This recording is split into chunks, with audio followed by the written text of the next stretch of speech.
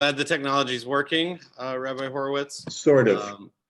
So this has been somewhat of a postponed conversation that we had hoped to have months ago, and at the time, in our crazy thought that we know now, we said, "Oh well, we'll do it in a few weeks. We'll just postpone it a few weeks." Well, here we are, still not able to be in our sanctuary.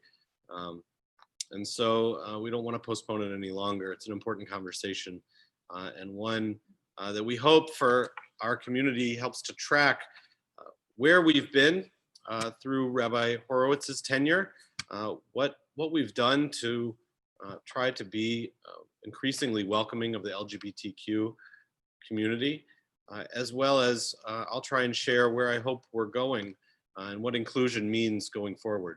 And so, Rabbi Horowitz, we invite you to share a few words, and I'll just say real quickly that when we conclude our time, we're going to invite Rabbi Horowitz to share a prayer from the recently published book in which two of his prayers were published, specifically prayers around pride and the LGBTQ community.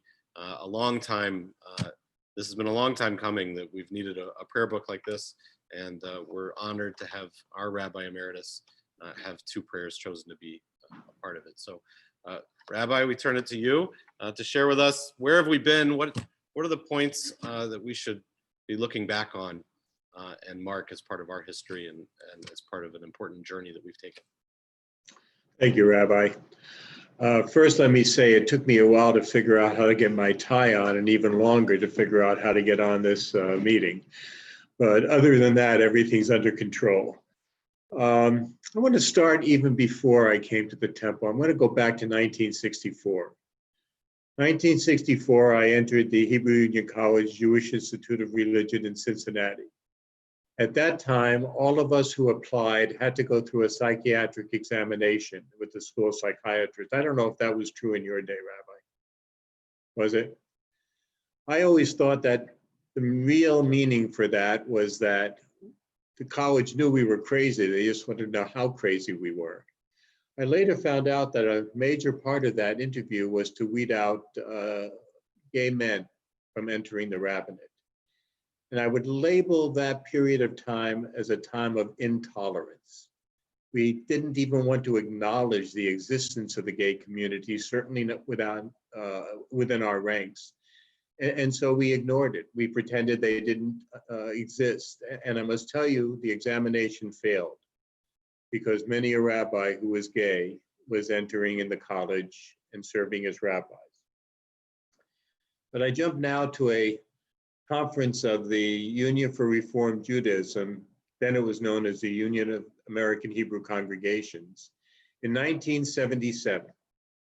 There was a resolution that was introduced at the convention calling for equality and emplacement in housing for the gay and lesbian community.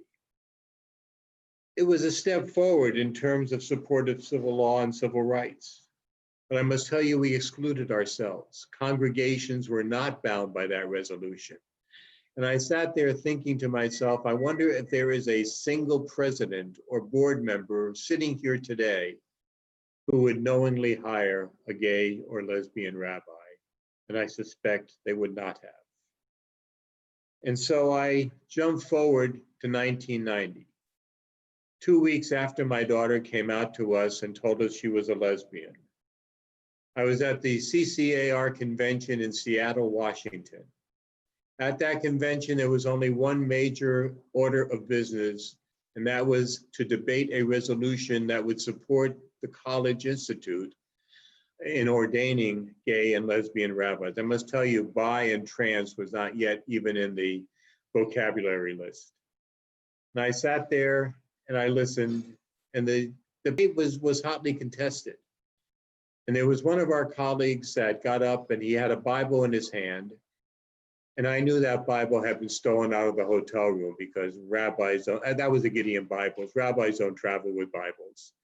And he lifted up the Bible and he screamed, "When have we done away with the book of Leviticus?" And although I had not planned to take part in the debate, I couldn't help but go to the microphone. And when my turn came, I simply suggested that the same book of Leviticus, actually in the same section, prescribed a death penalty for those who committed adultery. And I asked out loud what we do with leaders in our movement who commit adultery. And I suggested out loud that we brush it under the rug, we ignore it, we just go on, or we send them to someplace they are not known. It brought laughter, not necessarily from the podium, but at that point, the debate ended because my colleague behind me called the question and it passed, and we all knew it would pass. But it wasn't a wonderful resolution. The resolution stated that we acknowledge that heterosexual marriage is the ideal. And for those who can't do it, it's okay, and we'll let them into the college, although it also warned that they may never get a job. And so we had gone from intolerance to tolerance in 1977, where we said, okay, we acknowledge gay people exist. We don't necessarily want to delete our congregations, but we know now that they exist, and that was tolerance. In 1990, we reached inclusion. In 1990, we said, okay, not only do we recognize the legitimacy of people who are gay and lesbian, but we're going to allow them to be rabbis. We're going to bring them into our midst. We're going to include them in our chevra, in our group of people leading congregations. I jump now to the year 2000. In the year 2000, the CCAR convention was in Greensboro, North Carolina. The only business that was really going to be conducted was a hotly debated issue of whether we were going to support rabbis who officiate at LGBTQ weddings. I had already done a few in the Cleveland and Akron area, but I sat there and I got to the convention and looked at the resolution. They had changed the words from marriage to the words commitment ceremonies. Unhappily, I was assured that if we left that change stand, we would get near unanimity. And so I sat back and listened to the debate. Fred Phelps, the minister of the the Westboro Baptist Church in Topeka, Kansas, and his merry band were out front of the hotel. They were parading their signs. Usually their signs in most cases said, "Fags go to hell." In this case, the sign said, "Jewish fags go to hell." So I figured, okay, at least we'll give them credit for acknowledging where we were and customizing a bit. But that resolution passed, and I must tell you, when that passed, the entire assembly of rabbis, and especially our gay and lesbian colleagues, got on their feet and sang the Shehechianu. And I cried. And they cried, and we all cried, because we had gone from intolerance to tolerance to inclusion to celebration, to celebrate the loving relationships with individuals. In our congregation, I found great support. There were some, I'm sure, who were unhappy with my activities. Some were unhappy with my officiating at same-sex marriages. I felt strongly at the time that I took the word kiddushin seriously. Kiddushin means to set aside, to make special, to be holy. And I recognized the relationship with LGBTQ people to be a holy, set-aside relationship. And I felt I had to be an officiant. As far as I know, and there may have been more, only one family resigned from the congregation over my activism. They wrote a letter telling the board members that I had told their son it was okay to be gay. And in fact, I had told their son it was okay to be gay. It was right after the Matthew Shepard murder. And in our service on Sunday morning with the entire school, I ended my examination of that horrible event by saying, if you're gay, it's okay to be gay. And I still believe that today. And I love this congregation for the support and love that it showed to me as we slowly became celebratory of the LGBTQ community. Thank you, Rabbi. And now I look forward to hearing where you see us going into the future. It was 2000 that I retired, so you can fill in the gaps from there. I will, as best I can. I'm going to start, since you did, I'm going to start at HUC as well. That was about the time that I started HUC. I started HUC in 2002. And it was shortly after the 9/11 attacks. And there was an influx of students at HUC, in part because people after 9/11 made major life decisions, shifts. They pivoted from jobs that they didn't feel were fulfilling, and they looked toward the rabbinate as a place where they felt they could make a difference. We can debate whether that's the reality of our experience or not, but we had an exceptionally large class, and I mentioned that because a good percentage of my class were gay or lesbians. We did not have any transgender, I don't know if we had any bisexual students, but we in a couple classes after me there were some transgender students, which was not a surprise. What was perhaps surprising was a number of these students were at HUC, and I assume it's a similar case at the Reconstructionist Seminary, because we were the most welcoming, and in some cases the only welcoming seminaries for Jews who wanted to become rabbis. And so there were a number of students who were classmates of mine who were really conservative, or perhaps even bordering on modern Orthodox Jews, but they felt that they needed to be in a place where they could do exactly what you described and be celebrated for who they are. I will say, and I think your story about religious school is deeply important. What we've heard over these years as we've tried to create a space for people to share their experiences as gay and lesbian members of our community is that it's not enough to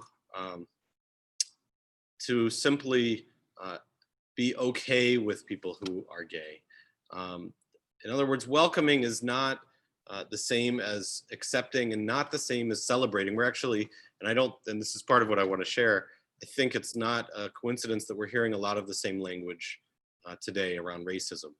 That it is not enough to not be racist, you have to be anti-racist, and some use the term pro-Black.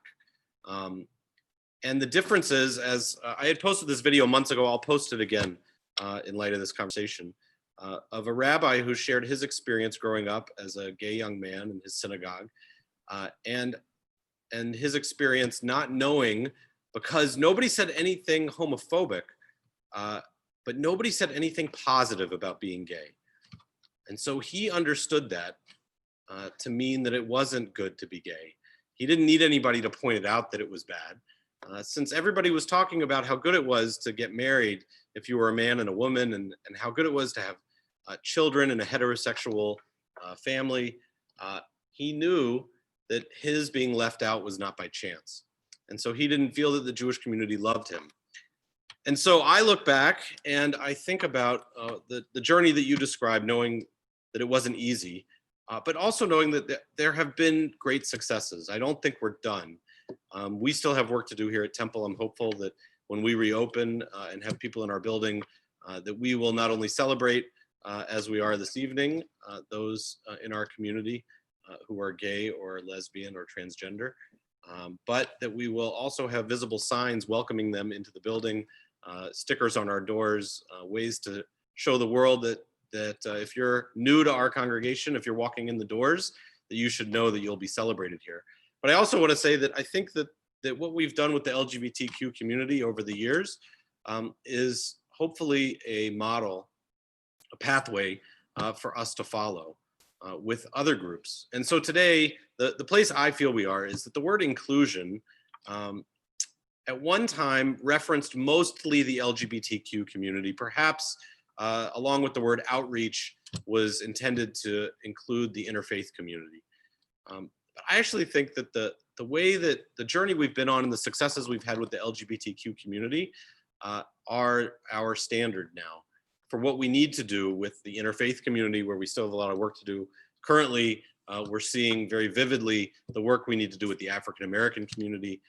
For us specifically with Jews who are people of color, can we welcome them and celebrate them as well as we celebrate the LGBTQ community? Could we have one day a Pride Shabbat celebrating Jews of color, celebrating interfaith families? Can we have increased moments that remind us that we have Jews who are differently abled, or what was often referred to as disabled in the disabled community, that we are proud of these members of our community and that we acknowledge that they're here and we celebrate them. Anywhere where there's a stigma, mental illness or addiction, can we follow the same path and find that we're celebrating each other so that no one walks away thinking that their community didn't love them, as that rabbi had shared. And so the two questions that I have for us to ask ourselves as a congregation, but as members of the congregation individually, do any of the people who might fall into any of these categories and define themselves that way, do they know that they are loved inside our space without anybody saying anything? Can they walk into our building and into our sanctuary and know that they are included and celebrated as a part of our community without any need for justification? And the second question is, do they know that they are supported by us as part of our community and as an extension of us, equal to us outside of our building? And I know Rabbi Horowitz and I had spoken before in preparation for tonight, and he had told me that he was going to mention the resolutions. We aren't, our movement has taken a few steps back from making resolutions quite in the same way that we used to. But what we do with resolutions today is we often use them as a point of advocacy. And so I think this is the second question for us. Are we able to be allies and advocates? I looked up the most recent resolution in light of what Rabbi Horowitz was going to share. The most recent resolution that I could find from the CCAR on LGBTQ rights. And I think it's a great example of perhaps how we've shifted our national voice to focus on issues outside of our synagogues and to try and put pressure on public officials and the community. I'm not going to read the whole resolution. It's a resolution by the CCAR, the Central Conference of American Rabbis, and it is a resolution to participate in the filing of a brief in the United States Supreme Court in support of LGBTQ rights in 3 cases that are pending before the court at the time. This is I think about 18 months old. And the cases were of members of the LGBTQ community who were being fired by, in particular, I believe one of the cases is from a funeral home, who was claiming that because of their religious belief that they could not accept gay members to be employees of their organization. We saw this with Hobby Lobby at times and with other companies.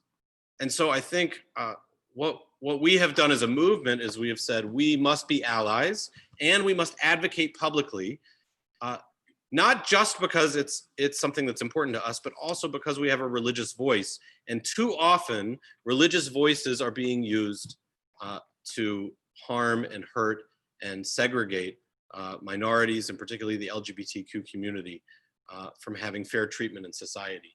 And so we must be an equal or greater religious voice, explaining that our religious values tell us, as you did at that UAHC biennial, that our religious voice says that we don't give ear to the parts of the Bible that tell us that this is an abomination, and in fact don't quite say exactly that, but rather we turn to the parts of our tradition that compel us to love our neighbor, to love our children, to see God within everybody, and that's our religious value that we want to put out into the public square, and that these people who are members of all of who are African American, who are gay, who are in recovery from abuse, that these are members of our congregations and they are part of our extended family, and therefore we stand along their side proudly because we know them as our children, as our friends, and as ourselves.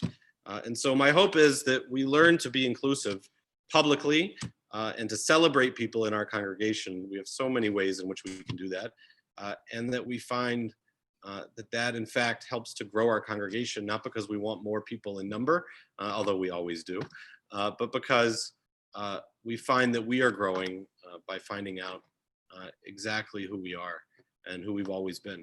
That was my experience in rabbinical school, was being able to be with people who perhaps I had never been, I would say, in a community that was so proud and open about the LGBTQ members. And it was an incredible eye-opening experience for me, and certainly changed my life. And I know congregations can do that too.